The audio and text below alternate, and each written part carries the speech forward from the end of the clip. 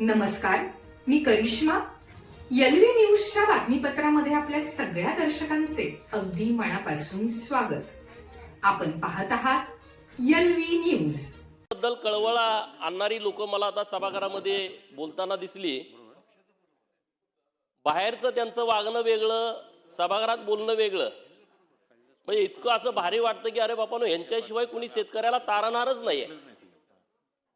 म्हणजे इतकी इथं भाषणं व्यवस्थितपणे मांडणी त्यांची.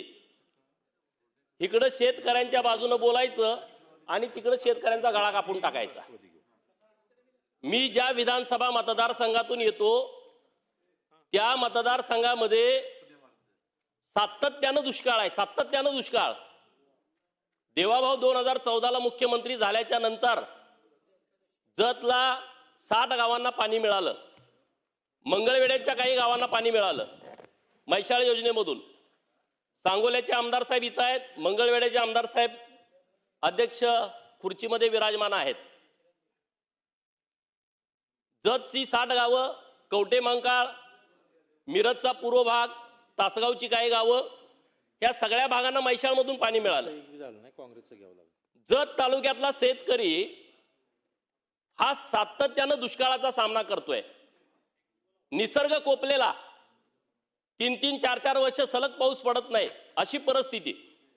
आज पण इकडे मुंबईला पाऊस पडला, ठाण्याला पाऊस पडला, वसईला पाऊस पडला, कोकणात पाऊस पडला, लोणावळ्याला पडला, नाशिकला पडला, परंतु आपल्या भागात कुठंच पाऊस पडला नाही. जो पडलाय एकदम कमी प्रमाणामध्ये.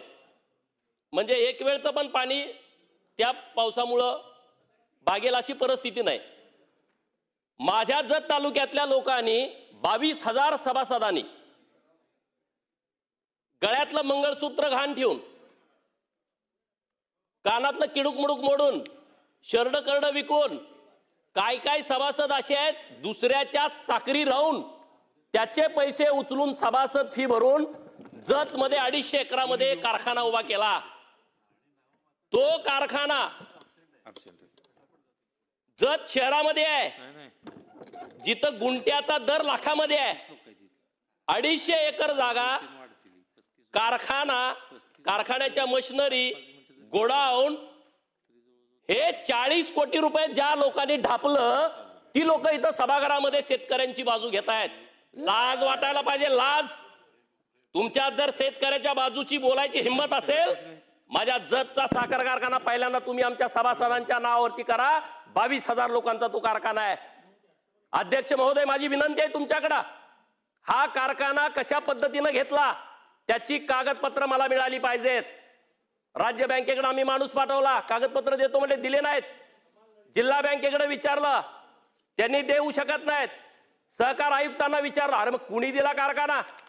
हे जे आज इथं गप्पा मारतायत, सरकारच्या विरोधामध्ये भूमिका घेत आहेत, अरे जरा तरी लाजा वाटल्या पाहिजेत. सर्वोदय सहकारी साखर कारखाना, या सभागृहाचे 4 वेळा सदस्य असणारे माजी आमदार स्वर्गीय पैलवान संभाजी अप्पा पवार यांनी रक्ताचं पाणी केलं. रोज सकाळी डबा भरून घरातून जेवणाचा घेऊन जायचे आणि तो कारखाना उभा केला. तो कारखाना या लोकांनी ढापला.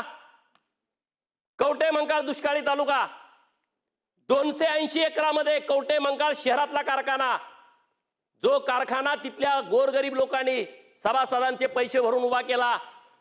110 कोटी रुपये नुसते जिल्हा बँकेचं कर्ज आहे, 110 कोटी रुपये.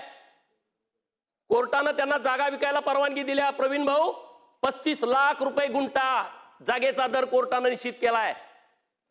मी हे नुसतं बोलायचं म्हणून बोलत नाही, कागदोपत्री आहे. कोर्टानं दर ठरवलाय.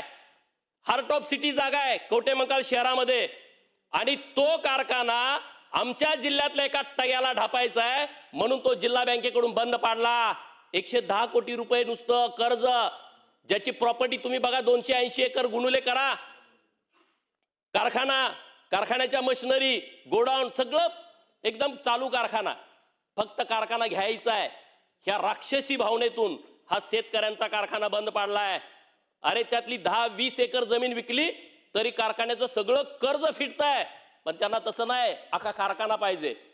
जतच्या कारखान्याची 10 एकर जमीन विकली असती, कारखाना नील झाला असता. पण नाही आहे, अख्खा कारखाना पाहिजे, काटा मारायचं प्रमाण नाही.